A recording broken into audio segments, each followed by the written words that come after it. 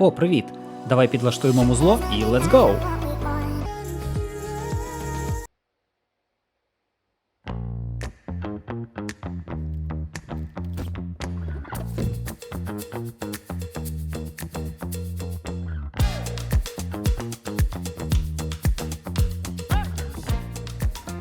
Тож, ми на Мальті. Черговій країні-острів, яка закриває десятку найменших країн у світі. Країні, де немає річок і гір. І де готель можна зняти, а можна і купити. Ціна буде в принципі однакова. Головним транспортом на Мальті є автобуси. І поки я чекаю на один із них, можна повідати декілька фактів про Мальту. Ну камон, от що ти знаєш про Мальту? Мабуть, мальтійська балонка, мальтійський орден і мальтійський голуб. Хоча з приводу останнього я не впевнений. Нічого незвичного. Добрий вечір.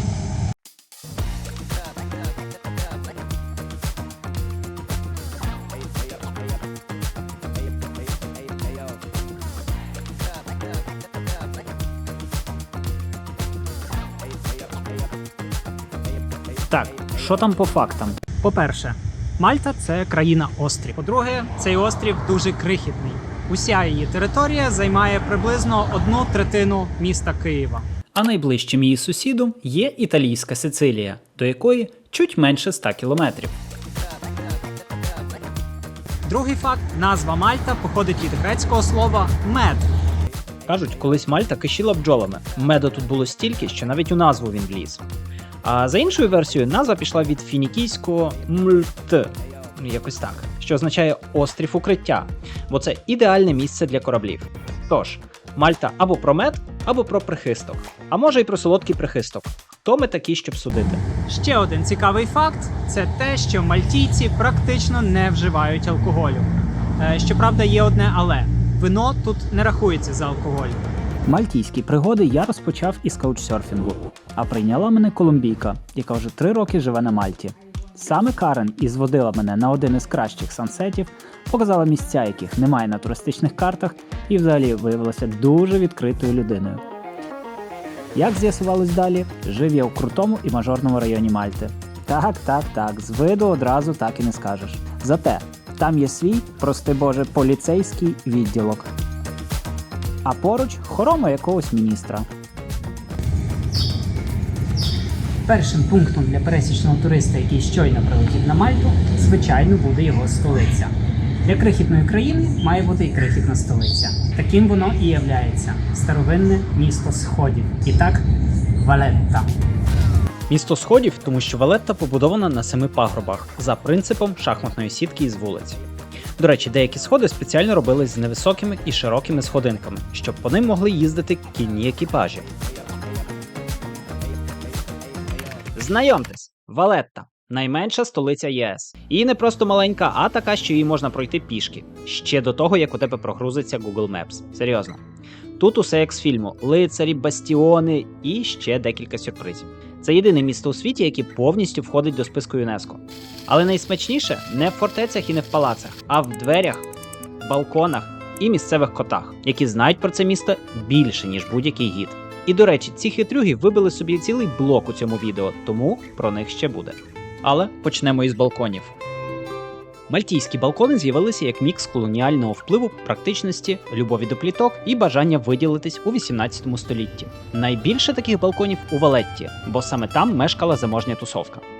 Раніше це було дуже зручно. Можна спостерігати за життям на вулиці, не виходячи із дому. Ну, в принципі, як зараз сторіс в Інстаграм, тільки з фіранками. Вузькі вулиці давали тінь, а балкони забезпечували додаткову вентиляцію, тобто природній кондиціонер. Дерев'яні балкони були ознакою багатства, тому що дерево на Мальті дефіцитне, а каміння хоч греблю гати. Ну а ще балкони – це як додатковий простір без надбудов. У якийсь момент мальтійці почали думати, як забезпечити деревину. Британці завезли на острів купу дешевого зеленого пігменту, і після війни залишилося стільки, що всі почали фарбувати балкони в зелений. Потім вже підключилася фантазія, і хто в червоний, хто в синій, хто хоче як у сусіда, але яскравіше, і так далі. З дверима на Мальті схожа історія. Це теж спосіб самоідентифікуватись. Тому їх теж фарбували у яскраві кольори. Часто перед входом є таблички з іменами власника, родовим прізвищем або просто якийсь нікнейм. Коротше, точ-в-точ як профіль у інстаграмі, тільки з 18 століття. Можна було дізнатися, хто там жив, чим дихав і скільки мав грошей ще до того, як зустрів власника. Більшість дверей прикрашені нокерами. Це такі ковані молоточки замість теперішніх домофонів, найчастіше у вигляді риб, дельфінів або левів. Чому? Ну тому що чим більший і голосніший нокер, тим заможніший власник. А взагалі я хотів про місто розказати. Тож, цікаві факти. Валетта названа на честь лицаря Жана Парізо деля Валетта. Того самого, що відбив атаку Османської імперії у 1565 році. Реально, чувак тримав оборону, а тепер у назві міста. У місті всього лиш 6 тисяч мешканців, але щодня тут понад 20 тисяч туристів. Ніби маленьке місто, але зі своїми проблемами. Типу черги, селфі і де тут туалет. А побудували Валетту одразу після Великої облоги. Планово з нуля. Як фортецю. Типу, нас намагалися взяти, але тримайте тепер бетонну відсіч. У Валетті немає жодного світлофора. Ну, бо просто не потрібно. Усе настільки компактне, що й без них живеться добре. Сюрприз номер 1. Щодня о 12:00 і 16:00 бабах! Із верхніх садів барака луплять справжньою гарматою. Ні, це не війна, це просто традиція. Ну, коли чуєш той звук, відчуття, що ніби стоїш у середньовічному IMAX. Сюрприз номер 2. У центрі класичні британські червоні будки. Такі ж, як у Лондоні. Червоні телефонні будки, зелена фарба та ще декілька деталей – усе це спадок британського правління. Тут хтось поламав цю традицію. Ці будки завезли на Мальту у 20 столітті для зв'язку, а тепер це радше фотозони, ніж робочі телефони. Деякі з них досі з оригінальними мідними телефонами всередині, хоча вже й відключені від мережі, а деякі переобладнали для більш практичних речей. Виглядають трішки дивно на фоні пісочного каменю, але для інсти ідеально. І сюрприз номер 3. Ліфт. Здивовані? Я теж. Називається Баракка ліфт. Це перший ліфт у Валетті, який збудували у 1905 році, щоб швидко підіймати людей із порту до міста, бо сходами це займало купу часу і сил. Колись він був рятівником для моряків і пасажирів пароплавів, а тепер для туристів із камерами і втомленими ногами. Знизу виглядає як звичайна металева конструкція, але ти заходиш, натискаєш кнопку і влітаєш вгору, просто в серце Валетти. Панорама, гавань, мурахи по спині. Гарантовано. Я якраз відчув усю його практичність після насиченого дня, коли паром доставив мене до Валетти. І бонус – неймовірна нічна панорама. Але не на Валетту, а на 3 сусідні міста навпроти. Так, їх там аж 3, прикинь. Вдень ця панорама виглядає ось так. І тепер можна розгледіти ті самі 3 міста. А трішки правіше від них – головний порт Мальти. Це місце з краєвидом – верхні барикадні сади, тобто сади Баракка. Закладені ще у 17 столітті як бастіон для захисту гавані. А тепер одне із найспокійніших куточків Валетти, куди приходять і туристи, і місцеві, щоб просто зависнути над морем із кавою. Підсумовуючи враження від столиці, скажу. Одного повного дня у Валетті цілком вистачить, щоб прошвернутися вузькими вуличками, зробити кардіо на сходах і зависнути на панорамі. Серйозно. Краще рушай досліджувати Мальту далі. Що ми з тобою, власне, і зробимо. Але не дивися на крихітні розміри. Вибратися з Валетти – це той ще квест. Тому що мальтійський транспорт – це окремі пригоди. Мальта відома своїм громадським транспортом, і автобуси тут – основний спосіб пересування. Вони зручні і курсують майже до кожного куточка острова. До речі, колись тут їздили легендарні ретро-автобуси, якими Мальта славилась на увесь світ. Зараз транспорт став сучаснішим, але дух авантюри залишився. І якщо ти звик до правостороннього руху, готуйся до сюрпризу. Так, на Мальті лівосторонній рух. Або навпаки, якось так. Ще мене здивували їх заправки, але там, де обмежений територіальний ресурс, це нормальна практика. Ну, це так, до слова. Розклад автобусів на папері так, а в реальності, як повезе. Автобуси мають офіційний розклад, але це більше рекомендація. Як катався я? Спочатку перевіряв маршрут у Google картах, потім приходив на зупинку, де він був вже інакшим. Ну і за класикою жанру автобус прибував за своїм власним графіком. Місцеві навіть жартують, що розклад – це орієнтир для водія, а не зобов'язання. Тож краще запастись терпінням і не розраховувати на точний час. Проїзний – це справжній лайфхак. Якщо плануєш дослідити Мальту вздовж і впоперек, найвигідніше придбати проїзний. Є варіанти на один день, на тиждень чи навіть на місяць. Які у ньому плюшки? З проїзним можна кататись хоч цілий день без обмежень. І це ідеально, щоб побачити все від Валетти до віддалених пляжів і маленьких мальовничих сіл. Так само, як у Італії усі дороги ведуть в Рим, так і на Мальті усі дороги ведуть у Валетту. Це головний транспортний вузол острова. Саме звідси виїжджають усі автобуси у різні куточки Мальти і повертаються вони, звісно, туди ж. Тож, навіть якщо ти захочеш переїхати з одного міста у інше, часто доведеться зробити пересадку саме у столиці. Чи це зручно? Спірне питання. На Мальті є прокат міських велосипедів, але все, як завжди, має своє але. По-перше, потрібна окрема реєстрація і гроші на депозит. І це навіть якщо у тебе вже є проїзний. По-друге, такі велосипеди доступні тільки у столиці, у Валетті, тому проїхатися вздовж мальовничих пляжів, на жаль, не вийде. І по-третє, уяви собі катання ровером під палючим сонцем серед літа. Тому велосипеди – це, звісно, варіант, але тільки для сміливих і витривалих. Іншим краще запастися проїзним і милуватись краєвидами із кондиціонованого автобусу. І трошки про атмосферу. Подорож автобусом на Мальті – це більше, ніж транспорт. Це справжній мальтійський досвід із гарним краєвидом, привітними людьми та навіть трошечки хаосом. Тому сідай, розслабляйся і насолоджуйся. Але недовго, бо ми якраз наближаємось до наступної нашої зупинки. Тож, Мдіна. Це колишня столиця Мальти. Місто дуже стареньке і дуже крихітне, яке можна обійти хвилин за 7, може 10. А ще вона відома ось цією брамою. Фанати «Ігри престолів» зрозуміють.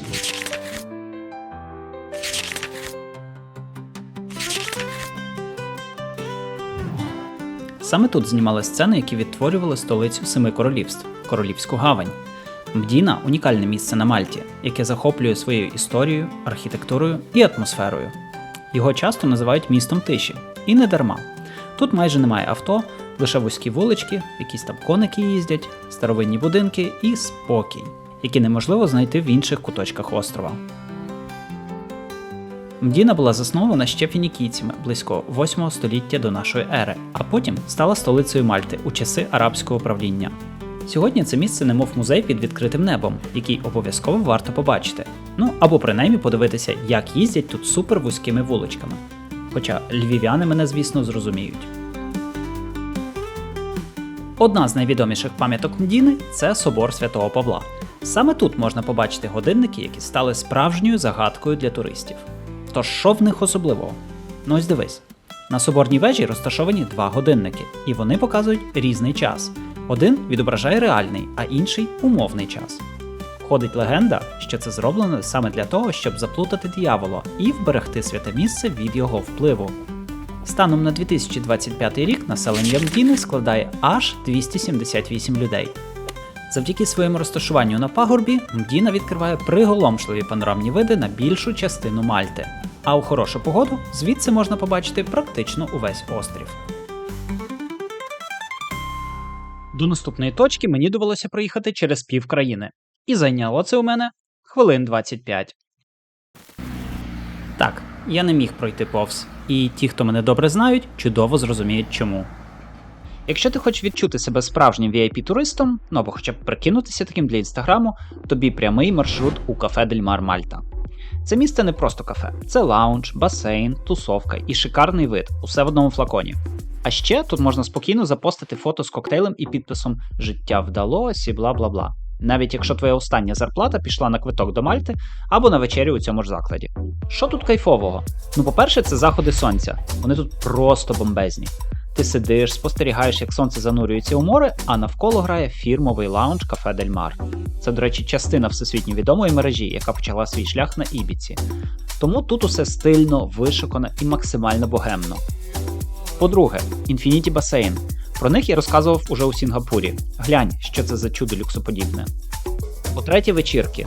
Удень тут можна релаксувати, а ввечері вже тусити під сети крутих діджеїв. Атмосфера десь між елітним пляжним клубом і відпочинком, за який твоя мама скаже: «Ну не знаєш ти, куди гроші витрачати». Та всередину мені потрапити не вдалося, бо, як виявилось, без попередньої резервації шезлонгу або столика туди не впускають. На жаль. Коротше, кафе Дель Мар – це місце, де можна трохи прикинутися мільйонером, навіть якщо після цього тобі доведеться доїдати останні бутерброди у готелі. На наступний день у мене була запланована ще одна поїздка майже через усю країну. Так, звучить це дуже велично. Мабуть, кожен з дитинства пам'ятає мультфільм про морячка Папая. Це такий морячок, який їв шпинат і ставав дуже сильним.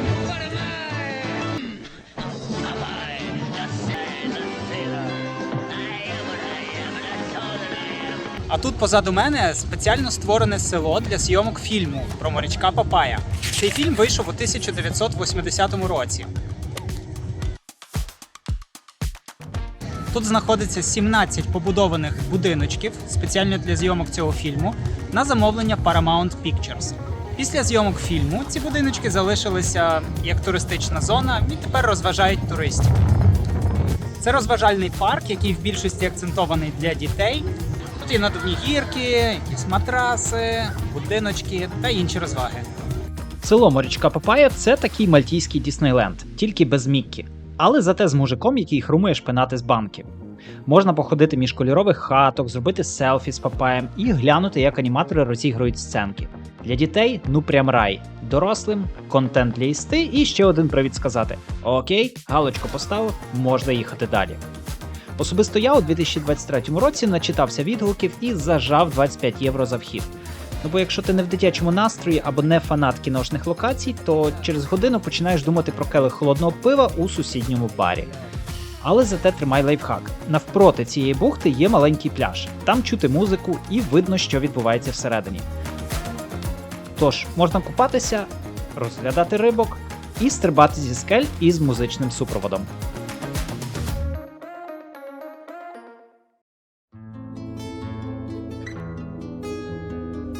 Будучи на Мальті, раджу один день виділити на другий за величиною острів Мальти. Мій насичений графік передбачав цю подорож майже на останній день. План був простий – сісти на катамарани з Валетти та чухнути на Гоццо. Це найшвидший спосіб. На перший човен я не встиг. Що ж, довелось чекати ще 45 хвилин на наступний. Пливемо великим і кондиціонованим човном. Зліва видніється Валетта і решта містечок східного узбережжя Мальти. Подорож морем займає близько 30 хвилин. І давай я вкратці тобі розкажу, що це взагалі за шмат землі такий. Отож, Гоццо – це другий за розміром острів Мальти. Усього лиш 14 на 7 кілометрів. Маленький, так, але зі своїм характером. Тут більше зелені, менше туристичного галасу, а місцеві живуть так повільно, що навіть черепахи на сієсті виглядають як спринтер. Ми припливаємо у порт Мгар. І так, я сподіваюся, я це правильно вимовив. І одразу розумієш, що тут час тече інакше. Щоб дістатись до Вікторії, тобто столиці острова, варіантів небагато. Автобус за 2 євро, таксі, або, якщо ти повний мазохіст, пішки під сонцем з рюкзаком.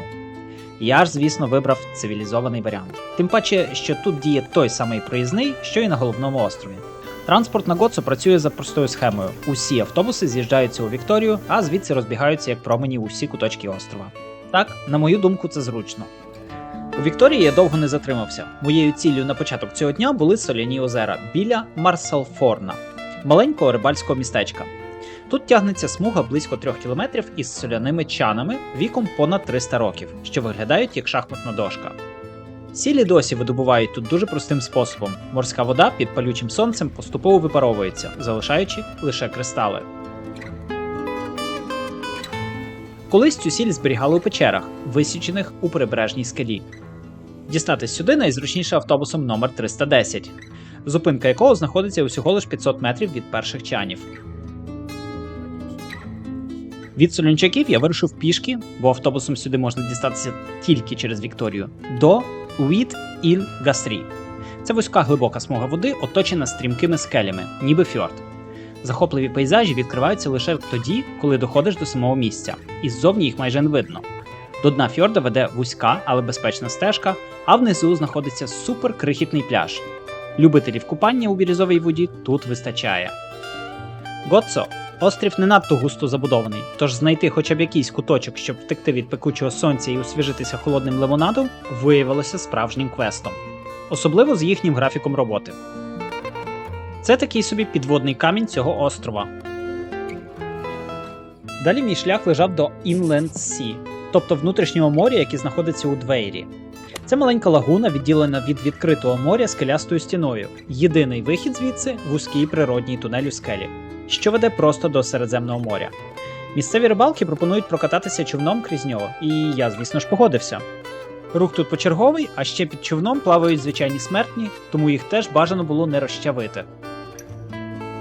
Відчуття, ніби проходиш у зовсім інший світ. Спершу тиша, спокій лагуни, а потім раптово відкривається безкрая блакить. В відкритому морі ми поплавали по блакитній воді, а наш керманич показав скелі у формі різних звірів.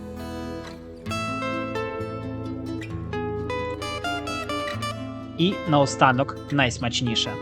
Ще кілька років тому поряд височила головна зірка Гоцо – Azure Window. Це блакитне вікно у перекладі. Але у березні 2017 року під час шторму вона впала у море. Така природна кам'яна арка була символом острова і навіть потрапила у Гру престолів. Мальтійці й досі згадують її з сумом, а туристи приїжджають подивитися на місце, де вона стояла, і уявити її велич. У такій воді справді було б круто попірнати з маскою, спостерігаючи за морським дном. Проте мій насичений графік і місцевий гекон не дозволили мені на це. Ми разом дочекалися автобуса, і я вирушив на останню на сьогодні точку. Третім за величиною островом Мальти є острів Коміно із блакитною лагуною. І так, я, на жаль, туди не встиг. Зате я вирішив відвідати місто Вікторія. Мені потрібно було встигнути на останній паром до Валетти, тож на Вікторію у мене залишалося дуже мало часу. Звучить цікаво. Тож розповім про найбільшу її цікавинку – Цитадель. З цього ми і почнемо. Але поки я туди йшов, я зрозумів, що у Вікторії варто було б зупинитися хоча б на пару годин довше, тому що тут є що глянути. Тож, Цитадель. Це укріплене місто, яке видно майже з будь-якої точки Гоцо. Його історія налічує понад 1000 років, але справжнього розмаху фортеця набула за часів Мальтійського ордену, коли острів треба було захищати від піратів та османів. По-перше, з самої цитаделі відкривається просто космічний вид на не те, щоб все місто, а просто на весь острів. До кінця 17 століття місцевим навіть було заборонено ночувати за межами цитаделі. Усі мешканці мали повернутися сюди після заходу сонця, щоб уникнути нападів. Мабуть, це найбільший та найпустіший в'юпойнт, який я коли-небудь зустрічав. А ще з нього відкривається прекрасний вид на весь острів. Ввечері тут майже немає туристів. Сьогодні це місце в справжній балкон над островом. Звідси відкривається панорама на поля, села і море. Усередині є собор, старі тюрми, вузькі вулички та невеликі музеї, але головна фішка – атмосфера, у якій відчуваєш подих століть і уявляєш, як колись тут гули кроки вартових та лунали сигнали тривоги. Я ж на цьому моменті пробую плавно посадити птаха і рушити у порт, бо ночівля не входила в мої плани. Сідаю на той самий паром і одразу помічаю одну цікавинку. За проїзд на острів із тебе не стягують нічого, а от за виїзд – уже так. Мабуть, логічно, із Гозу вибратися не так вже й просто, та й нікуди особливо й не дінешся. Дорогою назад у мене був перший ряд, вікна якого час від часу заливало морською водою. До Валетти я дістався уже затемно, змучений, але повний вражень.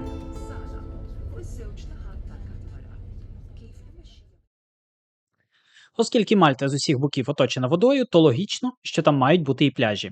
І дійсно, якщо вбити у гуглах запит «пляжі Мальти», то можна отримати великий список і навіть карту їх розташування. Я спробував зосередитись хоча б на топ-10, але мені і так не вдалося їх всі відвідати. Тому що тут їх на любий смак. Піщані, кам'янисті, топові, або навіть богом забуті. Є ще купа дрібніших бухт і пляжів, на карті вони розкидані по всьому узбережжю, і найцікавіше те, що кожен з них має свій характер. Найвідоміший – це Golden Bay на заході острова. Широкий, піщаний, з ідеальним заходом сонця. А поруч з ним Ван Туфіха. Пробачте за мою вимову, я краще напишу це. Він трохи менший, але значно атмосферніший. Ми про нього ще поговоримо. Але найбільше мене вразила саме вода. Вона тут настільки прозора і блакитна, що навіть зверху, з дрона, здається нереальною. Я кілька разів їздив купатися і ловити захід сонця, і це була, мабуть, найатмосферніша частина дня. Одного вечора Карен повела мене на пляж з одним із найкрутіших заходів сонця на Мальті, де можна, купаючись, попрощатися із сонцем до наступного ранку. Це, власне, той пляж із язиколамальною назвою, розташований прямо по сусідству із розпіареним Голден Беєм. Кожен пляж тут по-своєму унікальний, але сонце, море і вся ця неймовірна блакить роблять їх усі незабутніми. Тож куди б ти не зайшов, краса гарантована. Після дня на пляжі сонце і сіль вбивають із тебе всю енергію, і відразу хочеться чогось смачного. Тут Мальта не підводить. Близькість до Італії робить свою справу. Піца і паста тут на кожному кроці. Та я прикалуюсь. Ти що, я не буду тобі про піцу розповідати. Я знайшов дещо набагато цікавіше. Їжа на Мальті буквально росте з землі. І ні, я не про оливки. Хоча їх тут теж не бракує. Якщо хочеш справжнього вайбу, рушай у рибальське село Марсашлок. Це реально головне рибальське село Мальти. У нього є декілька своїх фішок. Бухта, яка всіяна десятками кольорових човників, Луццу із намальованими очима, як символ захисту від злих духів. І базар. Він проходить щонеділі вранці і розтягується вздовж набережної. Тут можна знайти усе – від свіжої риби, восьминогів і креветок до спецій, домашнього вина, меду та навіть сувенірів. Локальні туристи змішуються в один суцільний потік, хто торгується за рибу, хтось просто знімає яскраві кадри для інсти, а хтось просто їсть. І головне, більшість улову тут же відправляється у маленькі ресторанчики біля порту. Тобто рибу, яку ти щойно бачив на прилавку, через півгодини можеш з'їсти на тарілці. Так, я переконався. Та дивує не тільки риба. Там я натрапив на десерт із арабським корінням – ім'ярет. Це маленькі теплі тістечки з фініками. Ніжні прямокутники, які прямо розпливаються у вустах. Нормальна, тепла вещь з фініками. Вкусно. Саме слово походить від арабського, що означає алмаз або ромб. І воно дійсно коштовне на смак. А тепер увага! Інтрига. Мальта вся всіяна кактусами. І місцеві їх їдять. Так. Фігові груші з цих кактусів стають джемами, морозивом та навіть лікером. Який, до речі, мені не дуже знайшов, але це було щось цікаве. Для мене це було супер неочікувано, але дуже цікаво. Тому я спробував. І воно реально варте уваги. Сладкий, з такими так косточками. Пам'ятай, що цей базар з усією своєю двіжухою працює тільки по неділям. А саме селище живе своїм спокійним рибальським вайбом. Вузькі вулички, біленькі будиночки і море. Для Мальти це прям must see. У деяких моментах я не міг стриматись, тому час від часу залітала і італійська вуглеводна подруга.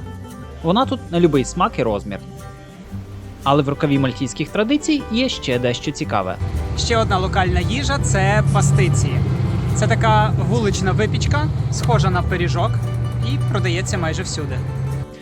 Ці пиріжки теж мають арабське коріння. Спочатку це була їжа бідного класу. Дешева, ситна і доступна кожному. Але з роками пастиці перетворились на справжній must-try для туристів. І навіть отримали культовий статус серед місцевих. Трошки суховато. Мені вона потрапилася з сиром, але в принципі смачно. І хоча цей пиріжок не виглядає занадто великим, однією порцією цілком можна досить непогано перекусити. На цьому смачну рубрику можна завершувати, але от що робити із сміттям? Правильно, викидати. І бажано у призначені для цього контейнери. Те, що я зараз розкажу, для Європи вже не новина, але нагадую, відео з 2023 року. І тоді це був хіт. Біля великих гіпермаркетів типу Lidl стоять автомати, які приймають порожні пластикові чи скляні пляшки, а натомість дають купон, який можна використати на чергові покупки. Я особисто одобряю.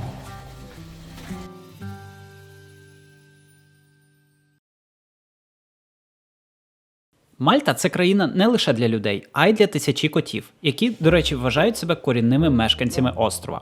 Вони стали настільки важливою частиною місцевої культури, що за статистикою тут на кожну людину припадає майже один кіт.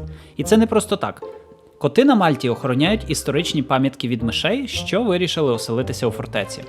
Мальтійський кіт – це не окрема порода чотирилапого муркутуна і не кіт, що живе на Мальті. Це особливий тип забарвлення шерсті кота, яка притаманна породистим і безпородним котам. Терміном мальтійський кіт описують будь-яку домашню породисту чи безпородну кішку, забарвлення якої повністю є сірим або блакитним. Коти дійсно тут дуже популярні тварини, настільки, що навіть для них придумали спеціальний знак. Вони являються такою ж частиною культури, як барокова архітектура і червоні телефонні будки. Якщо ти хочеш відчути себе у центрі Мальти, погладь одного з цих котів, і раптом зрозумієш, чому їх так люблять. На Мальті є навіть пам'ятник хлопчині, який пригощає котика рибкою. Мальта вражає не тільки своїми історичними пам'ятками та архітектурними шедеврами, але й своєю непередбачуваною погодою.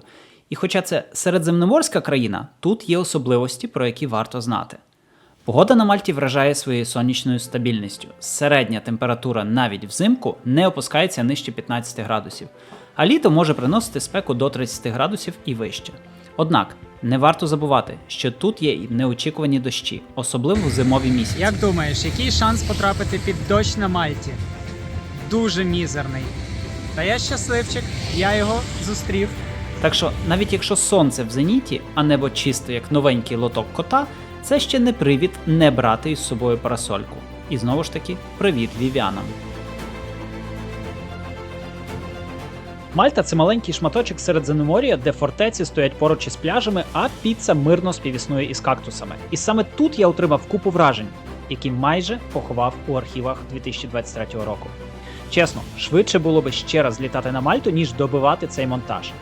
Але ні, ми впорались, ми це зробили. Є і спогади, і відос. А це подвійна перемога.